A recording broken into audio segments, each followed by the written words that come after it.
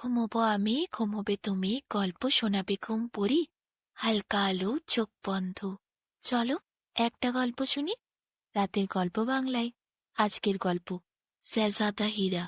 এক সময় দূর এক দেশে এক ন্যায়পরায়ণ সুলতান ছিলেন। তার নাম ছিল শামশাহ। তার একটি মাত্র পুত্র সন্তানের নাম ছিল হীরা। আচারে ব্যবহারে তার তুল্য শেহজাদা খুব কমই ছিল সেই সময়। একদিন শেহজাদা হীরা সুলতানকে বললেন, আব্বাজান, মনটা ভীষণ খারাপ লাগছে। আমি দু একদিনের জন্য শিকারে যাব ভাবছি। প্রাণাধিক প্রিয় পুত্রকে আর বারণ করতে পারলেন না সুলতান। পুত্রকে বললেন, তোমার ইচ্ছে আছে যখন যাও। লোকলস্কর সঙ্গে নিয়ে দিনক্ষণ দেখে এরপর শেহজাদা শিকারে গেলেন। শেহজাদা হীরা তার দলবল নিয়ে এক পাহাড়ের পাদদেশে এসে উপস্থিত হলেন। একটা বিশাল বটবৃক্ষের নিচে ছাউনি করে সেখানেই রাত কাটাবেন বলে ঠিক করলেন। ওপরে তখন উন্মুক্ত নীল আকাশ, সামনে ঝর্ণা। খুব ভালো লাগছিল শেহজাদার পরিবেশটা। তাই তিনি ঠিক করলেন আজ আর এগোবেন না, আজ রাত্রে তিনি সেখানেই থাকবেন। একসময় তিনি ঝর্ণাটার কাছে গিয়ে ঘোরাঘুরি করছিলেন। হঠাৎ তিনি দেখলেন একটা খরগোশ তৃষ্ণার্ত হয়ে জল পান করতে এলো। শেহজাদার চোখ পড়তেই তার দলকে তিনি ইশারা করলেন। খরগোশটিকে ধরার মতলব করল তারা, কিন্তু খরগোশটি অতি চতুর ছিল। সে আর জলটল না খেয়ে ছুটতে শুরু করল। প্রাণের ভয়ে ঊর্ধ্বশ্বাসে ছুটে পালালো। শেহজাদা হীরাও ছুটল তার পিছনে, কিন্তু খরগোশের গতি এত বেশি ছিল তাকে কোনো মতেই ধরতে পারল না শেহজাদা। পিছু পিছু ধাওয়া করতে করতে একসময় শেহজাদা পৌঁছলেন একটা জনমানব শূন্য মরুপ্রান্তে। দেখতে দেখতে একসময় এক বালির পাহাড়ের আড়ালে অদৃশ্য হয়ে গেল সেই খরগোশটি। হতাশায় ভেঙে পড়লেন না শেহজাদা। তিনি শেষবার চেষ্টা করার জন্য বালির পাহাড়ের ওপর উঠতে শুরু করলেন, কিন্তু অনেকটা ওঠার পর তিনি চূড়ায় পৌঁছে গেলেন। তবু সেই খরগোশকে দেখতে পেলেন না। এদিকে ওদিকে চারিদিকে খোঁজাখুঁজি করার পরও কোনো হদিশ করতে পারলেন না। পাহাড়ের যে দিকটা দিয়ে তিনি উঠেছিলেন সেই পথ দিয়ে নামা অত্যন্ত দুর্গম ছিল, তাই তিনি অপর প্রান্ত দিয়ে নামলেন। যখনই তিনি পাহাড়ের নিচে নামলেন, দেখলেন অপর প্রান্তটা কি সুন্দর, শস্য শ্যামলা। এদিকে কত রয়েছে গাছপালা, কি সুন্দর এক মনোরম উদ্যানও রয়েছে। একটি গাছের নিচে একটি সিংহাসন দেখে অবাক হলেন শেহজাদা। কিছুটা এগিয়ে গেলেন গাছটার দিকে, দেখলেন সিংহাসনে বসে আছেন একজন মুকুটধারী নরপতি। তার অঙ্গে মূল্যবান সাজ পোশাক, কিন্তু আশ্চর্য, তার দুটো পা খানায় তো নগ্ন। শেহজাদা হীরা সেই লোকটিকে সালাম করলেন। সম্রাট তাকে জিজ্ঞাসা করল, তোমাকে দেখে মনে হচ্ছে কোনো সুলতানের সন্তান তুমি, কিন্তু এই জনমানব শূন্য জায়গায় তুমি এলে কিভাবে? এখানে তো বনের পাখিরাও উড়ে আসে না, কেউ আসার সাহস দেখায় না, তুমি কিভাবে এলে? এরপর শেহজাদা সেই খরগোশটির কথা বলল। খরগোশ অভিযানের কাহিনী খুলে তাকে জানালো। তারপর তিনি জিজ্ঞাসা করলেন সেই সম্রাটকে, কিন্তু মহারাজ, আপনি এই সিংহাসনে একা একা বসে কি করছেন এখানে? মনে হচ্ছে আপনার কাহিনীটি আরো বিচিত্র। সম্রাট বলল, হ্যাঁ সত্যি, বড্ড অদ্ভুত সেই কাহিনী, কিন্তু তুমি আমাকে সেই কাহিনী বলতে বলো না। তোমার তা শোনা উচিত হবে না। শুধু শুধু মনে কষ্ট পাবে তুমি, তোমার দুঃখ লাগবে। শেহজাদা বলল, না, সে শুনতে চায়, তার শুনতে খুবই ইচ্ছে হচ্ছে। সম্রাট কিছুক্ষণের জন্যে মৌন থাকলেন। তারপর কি একটা চিন্তা করে তিনি বললেন, তাহলে শোনো বাবা, এই মরুদ্যানে আসার আগে অগণিত পাত্রমিত্র সভাসদ এবং হাজার হাজার সৈন্য সামন্ত নিয়ে প্রবল পরাক্রমে আমি এক দেশে রাজত্ব করতাম। সেইখানে আমার ছিল 7 পুত্র সন্তান। বিপুল ধনসম্পদ, বিত্তবৈভব, ধনদৌলতের মালিক হয়েছিলাম আমি। রাজত্ব করছিলাম খুবই সুখে, সবই সুন্দর, যথাযথভাবে চলছিল। কিন্তু হঠাৎ বিপর্যয় ঘটল, যখন আমার জ্যেষ্ঠ পুত্র বহু দূর দেশে চলে গেল এবং সেই দেশের রাজকুমারীকে পছন্দ করল। রাজকুমারীর পিতা ছিলেন পৃথিবীর মধ্যে সবচেয়ে শ্রেষ্ঠ নরপতি। রাজকুমারী রূপের জেলা পরীদের রূপকেও হার মানায়। একদিন এক পর্যটক এসে উপস্থিত হলো আমার দরবারে। তার বিবরণ থেকে জানতে পারলাম রাজকুমারী বিবাহ করবে, কিন্তু পাত্র তার মনের মতো হওয়া চাই। মনের মতো বলতে পর্যটক বলল, রাজকুমারী বলেছেন কোনো পরম রূপবান বীর পুরুষ না হলেও চলবে, অতুল ঐশ্বর্যের মালিক তার চাই না। তার স্বামী যে হবে তাকে একটি মাত্র প্রশ্নের সঠিক উত্তর দিতে হবে। রাজকুমারী তার গলাতেই মালা দেবে যে তার প্রশ্নের সঠিক উত্তর দিতে পারবে। কিন্তু একটা শর্ত আছে, যদি কোনো যুবরাজ তাকে বিয়ে করতে আসে এবং সে তার প্রশ্নের উত্তর সঠিক দিতে ব্যর্থ হয়, তবে কিন্তু তার শিরচ্ছেদ করা হবে। আমার জ্যেষ্ঠ পুত্র সে রাজকুমারীর রূপের কথা শুনে এতটাই পাগল হয়ে গেছিল যে সে কোনো কথা শুনতেই রাজি ছিল না। সে বলেছিল, বাবা আমি যাব। রাজকুমারীর প্রশ্নের জবাব নিয়ে সে যাবে। তার জানা আছে কি প্রশ্ন রাজকুমারী করতে পারে। আমি তখন আমার পুত্রের কথা শুনে ভাবছিলাম, আমার পুত্রের নিশ্চয়ই মস্তিষ্ক বিকৃতি ঘটেছে, তা না হলে এই ধরনের শর্ত শোনার পর কেউ সেখানে যেতে চায়? এই ধরনের শর্তে কেউ রাজি হয়ে মৃত্যুর দিকে হাত বাড়াতে চায়? কিন্তু সে কোনো কথাই শুনতে রাজি নয়। সে যাবে মানে যাবে। জেদ করল সে যাবে বলে। কত হাকিম বদ্যিদের ডেকে এনে পরীক্ষা করালাম, কিন্তু কেউই তাকে আর সুস্থ করতে পারল না। আমার পুত্রকে অনেক বোঝাবার চেষ্টা করলাম, কিন্তু শেষে সে কিছুতেই কোনো কথা শুনতে রাজি হলো না। সে বলল সে যাবেই, তার কাছে আছে প্রশ্নের উত্তর।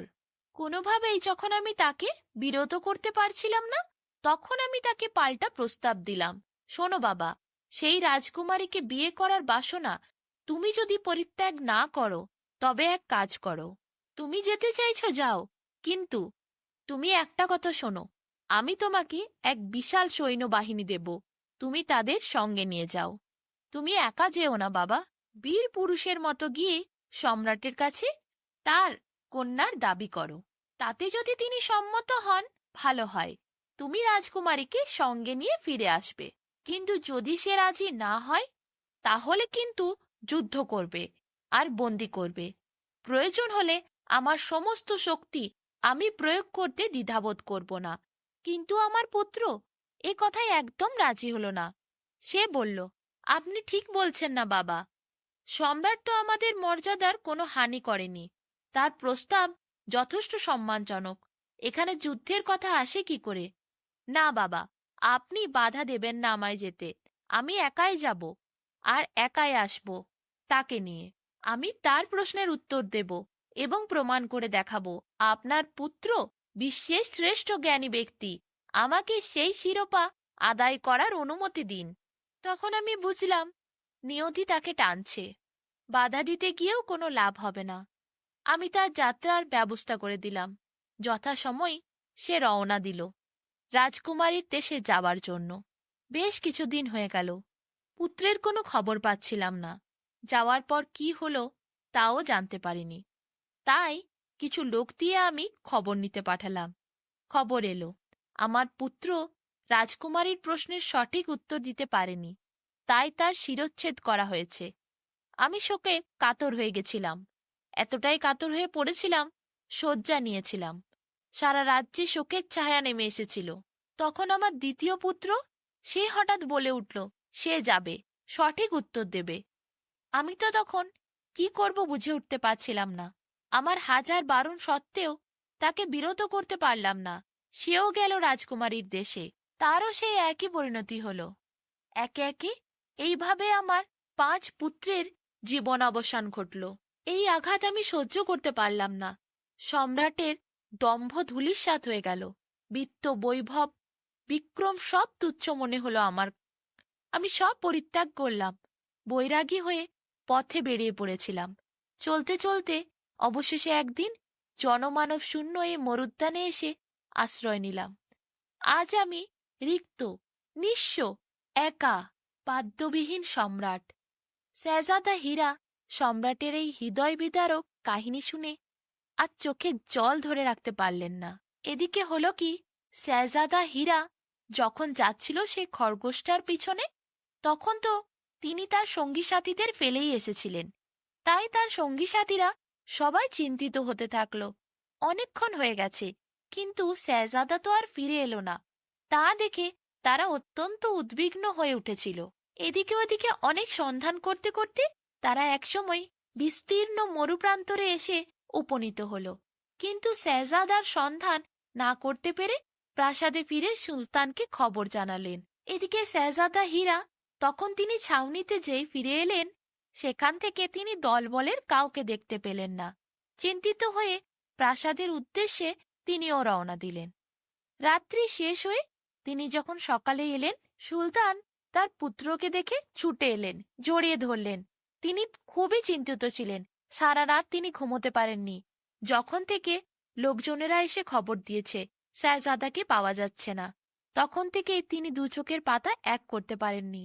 সকালবেলা উঠেই তিনি ছেলেকে কাছে পেয়ে আগে গিয়ে ছুটে জড়িয়ে ধরলেন। ও শাহজাদা হীরা তার বাবার কাছে সেই মর্মান্তিক কাহিনীটি খুলে বললেন। তখন সুলতান তাকে বলল, তুমি শান্ত হও বাবা, এমন কাহিনী শুনলে স্বাভাবিকই সবার মন ভারাক্রান্ত হয়ে উঠবে।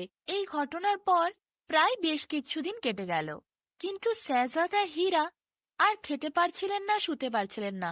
তার শুধু সেই রাজকুমারীর কথাই মনের মধ্যে ভাসছিল। না জানি রাজকুমারী কত সুন্দর দেখতে হবে, কত যুবকই তার জন্য প্রাণ দিয়েছে। সুলতান লক্ষ্য করলেন শেহজাদা হীরা যবে থেকে ঘরে ফিরেছেন, তবে থেকে তিনি কেমন আনমনা। তার খেয়াল যেন অন্য জগতে। কোথাও তিনি স্থিরভাবে বসতে পারছেন না। সবসময় চঞ্চলভাবে এদিক থেকে ওদিক ঘোরাঘুরি করছেন, হাঁটাহাঁটি করছেন। আর তিনি কারুর সাথে কথাও বলছেন না, না ঠিক করে খাওয়া দাওয়া করছেন, না বিশ্রাম নিচ্ছেন। সুলতানের পর শেহজাদা হীরার কাছে গিয়ে বললেন, কি হয়েছে বাবা, তুমি এত অস্থির কেন? শেহজাদা হীরা সুলতানের দিকে তাকিয়ে বললেন, রাজকন্যা। শেহজাদা হীরার মুখে রাজকন্যার কথা শুনে সুলতান বুঝতে পারলেন। তিনি তখন বললেন, ঠিক আছে, আমি আজই দূত পাঠাচ্ছি সম্রাটের কাছে। রাজকন্যাকে যেন এখানে পাঠানো হয়। তার দাবি জানিয়ে আমি খত লিখছি। আমার ইচ্ছে ওই রাজকন্যার সাথে তোমার বিয়ে হবে, এটাই আমি খতে লিখব। প্রচুর বহু মূল্যবান রত্ন, মণিমাণিক্য সব দিয়ে আমি পাঠাচ্ছি।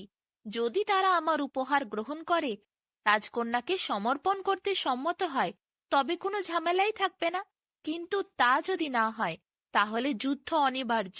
শেহজাদা হীরা তখন সুলতানের দিকে তাকিয়ে বললেন, না বাবা, দূত পাঠিয়ে দরকার নেই। আমি নিজেই যাব সম্রাটের কাছে। আমার বুদ্ধির জোরে রাজকুমারী প্রশ্নের উত্তর দিয়ে আমি তাকে আনব। আপনি আমাকে অনুমতি দিন। সুলতান আগে থেকে যা শুনেছিলেন শেহজাদা হীরার মুখে, সেগুলো মনে পড়তেই তিনি গুম হয়ে গেলেন। মনের মধ্যে তার একটা ভয় কাজ করছিল। সুলতান বললেন, তুমি আমার একমাত্র বংশের ছেলে, আমার নয়নের মণি। তোমাকে আমি ওই পর্যন্ত যেতে দিতে পারি কিভাবে বাবা? ওই রাজকুমারীর অসম্ভব আজগুবি প্রশ্নের জবাব দিতে গিয়ে কত রাজপুত্রই প্রাণ হারিয়েছে, এরপরও তুমি যেতে চাও? শেহজাদা হীরা এরপর জেদ ধরলেন। কিছুতেই তিনি আর রাজপ্রাসাদে থাকবেন না। তাকে সুলতান অনেক বারণ করলেন, কিন্তু কিছুতেই সে কথা শুনল না। একদিন ভোরবেলা কাউকে কিছু না বলে শেহজাদা হীরা নিজেই বেরিয়ে পড়লেন রাজকুমারীর দেশে যাওয়ার জন্য। তীর বেগে ঘোড়া ছুটিয়ে শেহজাদা পৌঁছে গেলেন রাজকুমারীর দেশে। রাজপ্রাসাদ বহু দূর থেকে তার নজরে আসছিল। পাহাড়ের চেয়েও উঁচু তার চূড়া। প্রাসাদের সিংহ দরজায় প্রবেশ করতে গিয়ে তিনি দেখলেন সোনার হরফে লেখা একটি সতর্কবাণী। কেউ যদি রাজকুমারীকে লাভ করতে চায়, তবে তাকে তর্কযুদ্ধে পরাস্ত করতে হবে। প্রাসাদের দ্বার রুদ্ধ ছিল। সিংহদরজার সামনে বাঁধা ছিল বিশাল একটা দামাদা।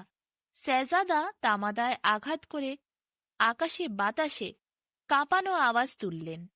সঙ্গে সঙ্গে দরজাটা খুলে গেল। সশস্ত্র প্রহরী নমস্কার জানিয়ে অভ্যর্থনা করে তাকে প্রাসাদের অভ্যন্তরে নিয়ে গেল। সম্রাট বসেছিলেন সিংহাসনে। শেহজাদা হীরাকে দেখে তিনি দীর্ঘশ্বাস ফেলে বললেন, কত শত যুবরাজ নিজের প্রাণ বলি দিয়ে গেল, তুমি কেন এলে বাবা প্রাণ দিতে? আমার কথা শোনো, তোমার ওই অসম্ভব আশা পরিত্যাগ করো। তোমাকে দেখে আমার মনে হচ্ছে তুমি কোনো খুবই অভিজাত শাহবংশের সন্তান। আমি তোমাকে আমার দরবারে উচ্চ পদ দেব। তুমি সানন্দে তা গ্রহণ করে নিজের প্রাণ রক্ষা করো।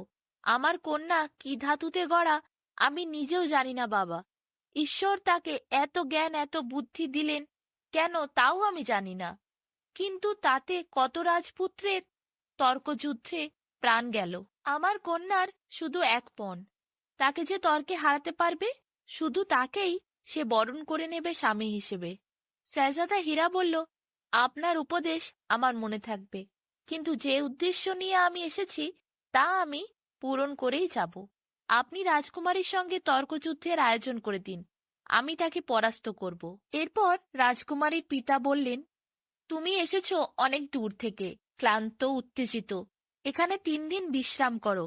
খুব ঠান্ডা মাথায় ব্যাপারটা বারবার চিন্তা করে দেখো। প্রচুর মানুষের প্রাণ গেছে। তারপর যদি তোমার মত থাকে তাহলে আমি তর্কযুদ্ধের আসর বসাবো।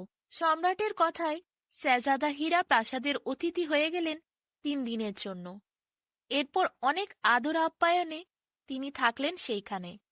শেহজাদা হীরা বিকালে প্রাসাদ সংলগ্ন উদ্যানে পায়চারি করে বেড়াচ্ছিলেন। প্রকৃতির মনোরম শোভা দেখে তার 2টি চোখ জুড়িয়ে যাচ্ছিল। উদ্যানের এক প্রান্তে একটি সুন্দর ঝর্ণা দেখতে পেয়েছিলেন তিনি। নিজেকে ধরে আর রাখতে পারলেন না। ঝর্ণার জলে গা ভিজিয়ে সারা অঙ্গ ভিজিয়ে নিলেন। অনেকক্ষণ ধরে ঝর্ণার ধারে তিনি বসেছিলেন। সেখানে তিনি যেদিকেই তাকাচ্ছেন শুধু ফুল আর ফুল। কত শত বিচিত্র বর্ণের ফুলে ফুলে ভরা সারা বাগানটা। আর কত নাম সেই ফুলেদের। কত সুন্দর সুন্দর পাখিও আসছে। গাছের ডালে ডালে তারা বসে খেলা করছে, নেচে বেড়াচ্ছে। দেখে মন প্রাণ সব জুড়িয়ে যায়। হঠাৎই তার নজর পড়ে ফুলের বাগানের কাছেই এক পরমা সুন্দরী তরুণী। তার চারপাশে বসে আছে তার প্রিয় সখীরা। শেহজাদার তো রাজকুমারীকে প্রথম নজরেই খুব ভালো লেগে যায়। এদিকে রাজকুমারীর সখীরা হঠাৎ বুঝতে পারে গাছের আড়ালে কেউ আছে। রাজকুমারীকে তারা জানায়। রাজকুমারী ভাবে, কে ওই গাছের আড়াল থেকে তাদের দেখার চেষ্টা করছে? রাজকুমারী সামনে এগিয়ে যায়।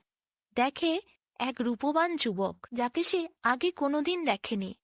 এই যুবক দেখতে অত্যন্ত সুন্দর, যেন মনে হচ্ছে স্বর্গের থেকে নেমে আসা কোনো পুরুষ। প্রথম দর্শনেই হৃদয়ে ভালোবাসার ছোঁয়া অনুভব করে রাজকুমারী। তার ভালো লেগে যায় শেহজাদা হীরাকে দেখে। রাজকুমারীর ভালো লাগার কথা প্রকাশ না করে রাজকুমারী জোর গলায় শেহজাদা হীরাকে বলে, তুমি এখানে কেন এসেছ? শেহজাদা হীরা কোনো কথা বলে না রাজকুমারীকে খুলে। সে বলে, ভুল হয়ে গেছে, রাস্তা হারিয়ে ফেলেছিলাম, অতিথি ভবনের কাছেই ছিলাম, কিন্তু এই সুন্দর বাগান দেখে এইদিকে এসে এই ঝর্ণার কাছে এসে পড়েছিলাম। শেহজাদা হীরা এরপর পথ ধরে চলে যায়। রাজকুমারী ফিরে আসেন তার ঘরে। রাজকুমারীর মনটা কেন আজ এত অস্থির লাগছে। তার কিছুই ভালো লাগছে না। নিজে যেন প্রেমে হারিয়ে পড়ছেন। ছটফট করছে মনটা। আজ মনকে আর বেঁধে রাখতে পারছেন না রাজকুমারী। রাজকুমারী তার কিছু সখীর মধ্যে একটি সখীকে সব থেকে বেশি ভালোবাসতেন। তাকে ডেকে রাজকুমারী বলেন তার মনের কথা। তার ভালো লেগেছে ওই যুবককে। ওই যুবক কে আর কোথা থেকে এসেছে, অতিথি ভবনে কেন আছে, প্রশ্ন করে সে সখীকে। জেনে আসতে বলে সবকিছু। কিছুক্ষণ পর তার প্রিয় সখী সবকিছু জেনে এসে বলে রাজকুমারীকে, আপনারই প্রশ্নের উত্তর দিতে সে এসেছে। 3 দিন থাকার পর বসবে আসর, তর্কযুদ্ধ করবে আপনার সাথে। তাই ওই যুবক এখানে এসেছে। রাজকুমারী শুনে মনটা ভীষণ খারাপ হয়ে যায়। তার সাথে তর্কযুদ্ধে তো কেউ জিততে পারে না, সবাই তো হেরে যায়। তাহলে এই যুবকেরও প্রাণ যাবে? কিন্তু করারই বা কি আছে? যুবক যখন নিজে থেকেই এসেছে মৃত্যুর ফাঁদে পা দিতে, তখন আর কিছু করার নেই। রাজকুমারীর এত মন খারাপ দেখে তার প্রিয় সখী প্রশ্ন করে, রাজকুমারী, আগে তো কোনোদিন দেখিনি কারুর জন্য এত দুঃখ করতে। আপনার মন এত অস্থির কেন? রাজকুমারী বলে, ওই রূপবান পুরুষকে তার ভালো লেগেছে, কিন্তু সে জানে তার প্রশ্নের উত্তর কেউ দিতে পারবে না। তার সাথে তর্কযুদ্ধে কেউ তাকে হারিয়ে জিততে পারবে না। রাজকুমারীর প্রিয় সখী বুঝে যায় রাজকুমারী মন দিয়ে ফেলেছে ওই পুরুষকে, কিন্তু সে কোনোভাবেই নিজের প্রতিজ্ঞা থেকেও সরাবে না। মনে ভালো লাগলেও রাজকুমারী তার গলায় মালা দেবে না। তার ভীষণ জেদ। সে তার গলাতেই মালা দেবে যে তর্কযুদ্ধে রাজকুমারীকে হারাতে পারবে। রাজকুমারীর প্রিয় সখী রাজকুমারীর মন বুঝতে পারল, কিন্তু তার জেদও সে জানে, তাই আর কথা বাড়ল না। কিছুক্ষণ পর অতিথি ভবনে শেহজাদা হীরার কাছে গিয়ে পৌঁছল রাজকুমারীর প্রিয় সখী। শেহজাদা হীরাকে সে বলল, আমি রাজকুমারীর সব থেকে প্রিয় সখী। আমি জানি রাজকুমারীর তোমাকে খুব ভালো লেগেছে। প্রথম দেখাতেই সে তোমার প্রেমে পড়েছে, কিন্তু খুব জেদ আমাদের রাজকুমারীর। সে তার গলাতেই মালা দেবে যে তার প্রশ্নের সব উত্তর দিতে পারবে। কিন্তু তার প্রশ্নের উত্তর দেয়া বড়ই কঠিন। তাতে হাজারো রাজকুমারের প্রাণ গেছে। আপনার প্রাণ যাক সেটা আমি চাই না, তাই আজ আমি আপনাকে কিছু রহস্যের কথা বলতে এসেছি। রাজকুমারী প্রশ্ন করে সবুজ দ্বীপ নিয়ে। সবুজ দ্বীপের মধ্যে 24 ঘন্টা দিন রাত এক আগুন জ্বলতেই থাকে। সেই আগুনের মাঝেই আছে একটি মণি। রাজকুমারী সকলকে ওই প্রশ্নটাই করে। মণির নাম প্রশ্ন করে রাজকুমারী। তারপর মণির ব্যাপারে নানা কথা জানতে চায়, কিন্তু তাকে কেউই মণির ব্যাপারে সঠিক উত্তর দিতে পারে না, কারণ সেখানে যাওয়া কোনো মানুষের পক্ষেই সম্ভব নয়। সবুজ দ্বীপের রাস্তা অত্যন্ত দুর্গম, কোনো মানুষই সেখানে পৌঁছতে পারে না। আর মণির কাছে যাওয়া তা তো অসম্ভব ব্যাপার। কোনো মানুষ, পশু, পাখি কেউই সে মণির কাছে যেতে পারে না। সবুজ দ্বীপে এক বিশাল ভয়ঙ্কর সাপ সেই মণি রক্ষা করে। তাই রাজকুমারী সবুজ দ্বীপ নিয়ে যখন প্রশ্ন করবে, সেই মণির নিয়ে যখন প্রশ্ন করবে, তার উত্তর দেওয়ার আগে আপনাকে যেতে হবে সবুজ দ্বীপে। কেউই সেই উত্তর জানে না, সে মণির নাম জানে না। সবকিছু জানতে হলে আপনাকে সবুজ দ্বীপে যেতে হবে। সেখানে গিয়ে সব রহস্যকে ভেদ করতে হবে, সবকিছু জেনে ফিরে আসতে হবে দেশে। তবেই আপনি পারবেন রাজকুমারীর সব প্রশ্নের উত্তর দিতে আর রাজকুমারীকে তর্কে হারাতে। শেহজাদা হীরা রাজকুমারীর প্রিয় সখীটিকে ধন্যবাদ জানায় এবং বলে সে যাবে সেই সবুজ দ্বীপে। তা শুনে রাজকুমারীর প্রিয় সখী বলে সেখানে যাওয়া আর মরণ ফাঁদে পা দেওয়া একই ব্যাপার। শেহজাদা রাজকুমার বলে না, কাল সকালেই সে রওনা দেবে। শেহজাদা হীরা এরপর ঘোড়া টকবকিয়ে ছুটে একাই রওনা দেয় সবুজ দ্বীপের উদ্দেশ্যে। দেখতে দেখতে সে দুর্গম পথ পার করে সবুজ দ্বীপে পৌঁছে যায়। রাজকুমার দেখে এক বিশাল বড় পাহাড়, তার নিচেই একটি নদী বয়ে যাচ্ছে, সামনে একটি গাছ, কিন্তু সে কিছুই দেখতে পাচ্ছে না। এদিকে সন্ধ্যা নামবে নামবে, তাই শেহজাদা হীরা সে সময় ঠিক করল সেই গাছেই সে আজ রাতটা কাটিয়ে দেবে। কাল সকালে উঠে দেখা যাবে কোথায় সে মণিটিকে খুঁজে পায়। তাই গাছের নিচে ঘোড়াটাকে সে বেঁধে রেখে গাছের ওপর উঠে ঘুমিয়ে গেল। পর মধ্যরাত্রির সময় শেহজাদা হীরা শোঁ শোঁ করে জোরে বাতাস বওয়ার শব্দ শুনতে পেল। তাই তার ঘুমটা ভেঙে গেল। কিন্তু সে তাকিয়ে দেখে এ তো প্রবল হাওয়ার শব্দ নয়, এই শব্দ তো একটা সাপের থেকে আসছে। বিশাল আকারের এক সাপ, রাজপ্রাসাদের সমান উচ্চতা হবে সাপটি। সাপটি হঠাৎ মধ্যরাত্রে গোল গোল করে একটি জায়গায় পাক খেয়ে খেয়ে ঘুরছে। কিছুক্ষণ ঘোরার পরই সে জায়গা থেকে প্রবল আলো ছিটকে বেরোল। সাথে সাথে রাজকুমার দেখল একটা ভীষণ বড় জ্যোতি দিয়ে একটা মণি সৃষ্টি হলো। তারপর আবার কি হলো, সব আলো নিভে গেল, সাপটাকেও আর দেখতে পাওয়া গেল না। রাজকুমার অবাক হয়ে সারা রাত জেগেছিল, ভোরের জন্য অপেক্ষা করছিল। সারা রাত আর কিছুই সে দেখতে পেল না। যখন ভোর হলো, আলো বেরোলো, তখন সে দেখল সাপটা সেখানে নিশ্চিন্তে ঘুমোচ্ছে। শেহজাদা হীরা এক লাফে গাছের থেকে নামলো, তারপর ছুটতে গেল তরোয়াল নিয়ে সাপটার দিকে। সাপটাকে এক হাতে ধরে গলার কাছে তরোয়াল রেখে বলল, আমার মণির ব্যাপারে সবকিছু জানা চাই। আমি তোমার মণি ছিনিয়ে নিতে আসিনি, কিন্তু আমি জানতে চাই সবুজ দ্বীপের ব্যাপারে প্রতিটি তথ্য, মণির ব্যাপারে প্রতিটি তথ্য। আমাকে মণির নাম বলো, না হলে তোমার গর্দান যাবে। সাপটি কিছু বুঝে ওঠার আগেই তার গলার কাছে তরোয়াল বসিয়ে যখন শেহজাদা প্রশ্ন করল, সাপটি তখন কি করবে বুঝে উঠতে পারল না। সে বাধ্য হল শেহজাদার সব প্রশ্নের উত্তর দিতে। একে একে সবুজ দ্বীপের সম্পর্কে সব বলল।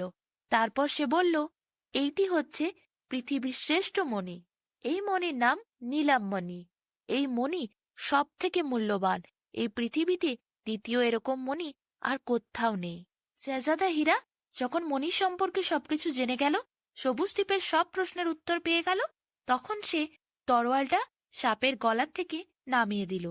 সাপ তখন অবাক হলো, কত মানুষই এসেছে, সবাই তো তার কাছে মণি নিতে চেয়েছে, কিন্তু এ তো শুধু প্রশ্নের উত্তরই চাইছে। শেহজাদা হীরা বলল তার প্রশ্নের উত্তরগুলো লাগবে রাজকুমারীর জন্য, কারণ রাজকুমারী এই প্রশ্নের উত্তরই জানতে চায়। আর তারপর কত মানুষের প্রাণ যায়। সে রাজকুমারীকে বিয়ে করতে চায়, আর রাজকুমারীর গর্ব নষ্ট করতে চায়, তার জেদকে ভাঙতে চায়। তাই জন্যই সে প্রশ্নের উত্তরগুলো নিতে এসেছিল। যেখানে মানুষ তো দূরের কথা, পশু পাখিরাও আসতে ভয় খায়, সেখানে শেহজাদা হীরা প্রশ্নের উত্তর নিতে এসেছিল দেখে এত সাহস থেকে সাপটির খুব ভালো লাগে। সে শেহজাদা হীরাকে কিছু বিশেষ রত্নধন উপহার দেয়, যার মধ্যে কিছু বহুমূল্য মণিমাণিক্য ছিল। সাপের কাছ থেকে অনেক ধনরত্ন উপহার পেয়ে শেহজাদা হীরা এরপর ফিরে আসে সেই রাজকুমারীর দেশে। এরপর রাজকুমারীর পিতার কাছে মানে সম্রাটের কাছে গিয়ে শেহজাদা হীরা বলেন তিনি তর্কযুদ্ধ করতে চান। রাজকুমারীর সব প্রশ্নের উত্তর এরপর তিনি দিতে চান, তাই তর্কযুদ্ধের আয়োজন যেন করা হয়। তর্কে তিনি রাজকুমারীকে হারাবেন। খুব তাড়াতাড়ি তর্কযুদ্ধের আসর বসানো হয়। রাজকুমারীও সেখানে আসে। রাজকুমারী প্রথমেই প্রশ্ন করে, সবুজ দ্বীপে যে মণি আছে সেই মণির নাম কি? তখন শেহজাদা হীরা বলে সেই মণির নাম হচ্ছে নীলমণি। রাজকুমারী তো অবাক হয়ে যায়। সে জানতো এই মণির ব্যাপারে পৃথিবীর এক দুজন মানুষ হয়তো জানে, আর কেউ জানে না, কারণ সেখানে কোনো মানুষ যেতে পারে না, পশু পাখিরাও যায় না। তাহলে এই শেহজাদা হীরা জানলো কি করে? রাজকুমারী তো অবাক হয়ে যায়। এরপর সবুজ দ্বীপের ব্যাপারে একের পর এক ভয়ঙ্কর প্রশ্ন করতে থাকে, কিন্তু সব প্রশ্নের উত্তরই শেহজাদা হীরা দিয়ে দেয়। রাজকুমারী এত প্রশ্নের উত্তর পেয়ে অবাক হয়ে যায়। তিনি তো কল্পনাই করতে পারছেন না কোনো মানুষ এত প্রশ্নের উত্তর কিভাবে দিতে পারে। ওই দুর্গম জায়গায় কোনো মানুষের পক্ষে পৌঁছানো তো অসম্ভব, তার ওপর মণির নামও জানল। শেহজাদা হীরা এরপর রাজকুমারীর প্রতিটি প্রশ্নের উত্তর দিয়ে তাকে হারিয়ে দেয়। রাজকুমারীর একদিকে জেদ ভেঙে গেল, সে আজ হেরে গেল, কিন্তু অন্যদিকে তার মনটা খুশিও হচ্ছিল, কারণ তার পছন্দের মানুষের সাথেই তো তার বিয়ে হতে চলেছে। সম্রাট এরপর শেহজাদা হীরার সাথে রাজকুমারীর বিয়ের ব্যবস্থা করেন। শেহজাদা হীরা এরপর কিছু উপহার দেন সম্রাটকে। সাপ তাকে যে মহামূল্য রত্নগুলি মণিমাণিক্যগুলি দিয়েছিল তার মধ্যে থেকেই কিছু বিশেষ উপহার তিনি সম্রাটকে দেন। সম্রাট সেই উপহার হাতে নিয়ে দেখে অবাক হয়ে যান। এত মণিমাণিক্য! এই মণিমাণিক্যের তো দাম তার সমস্ত রাজ্যের ধনসম্পদের থেকেও বেশি। সম্রাট এরপর এত মূল্যবান ধনরত্ন পেয়ে খুব খুশি হন, আর তার মেয়ের সাথে ধুমধাম করে শেহজাদা হীরার বিয়ে দিয়ে দেন। এরপর শেহজাদা হীরা রাজকুমারীকে নিয়ে তার দেশে ফেরেন। সুলতান দেখেন শেহজাদা হীরা এসেছে তার স্ত্রীকে নিয়ে। সুলতান ভীষণ খুশি হন আর প্রচন্ড গর্ববোধ করেন নিজের ছেলের ওপর। দেখতে দেখতে সুলতান এরপর ভীষণ বড় এক উৎসবের আয়োজন করে ফেলেন। এরপর আর কি, রাজকুমার হীরা এরপর বউ নিয়ে সুখে শান্তিতে সংসার করতে থাকে আর রাজত্ব চালাতে থাকে।